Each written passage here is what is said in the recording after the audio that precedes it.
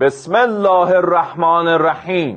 পরম করুণাময় অসীম দয়ালু আল্লাহর নামে। মার্কিন যুক্তরাষ্ট্রের রাষ্ট্রপতি এবং জায়নবাদী শাসনের অপরাধী নেতাদের অন্যায়কর্ম, বীর জাতি, বিশ্বাসঘাতক শত্রু এবং ইরানের শক্তিশালী ও সাহসী বাহিনীর সশস্ত্র বাহিনীকে তাদের নিজেদের বস্তুবাদী ও পার্থিব বৈশিষ্ট্যের দ্বারা গ্রাস করেছে। এই ধরনের অন্যায়কর্ম রাস্তায় জ্ঞানী ও বিপ্লবী ব্যক্তিদের অভূতপূর্ব উপস্থিতি এবং যুদ্ধক্ষেত্রে সশস্ত্র বাহিনীর অলৌকিক শক্তি ও দৃঢ়তা শত্রুদের জন্য ছিল নজিরবিহীন।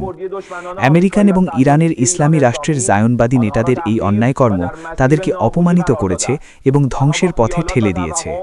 তারা বিভ্রাম ও ভ্রান্তিতে ভাবে যে প্রচারণার যুদ্ধ, অস্ত্রের প্রদর্শনী, আপাতদৃষ্টিতে উন্নত সামরিক সরঞ্জাম এবং শিশু, নারী, পুরুষ, আলেম ও দেশের সশস্ত্র বাহিনীর সাহসী সেনাপতিদের ওপর চালানো সন্ত্রাসের মাধ্যমে সেই শক্তিশালী ও মহৎ ইরানকে আত্মসমর্পণ করাতে পারবে না, যে ইরান কখনো তার নিজের শত্রুদের কাছে আত্মসমর্পণ করেনি, এবং সে তার নিজের সেই সব বিভ্রাম ও মিথ্যার কাছেও আত্মসমর্পণ করতে পারবে না, যা এই স্বপ্নকে চিরতরে ধ্বংস করে দেবে।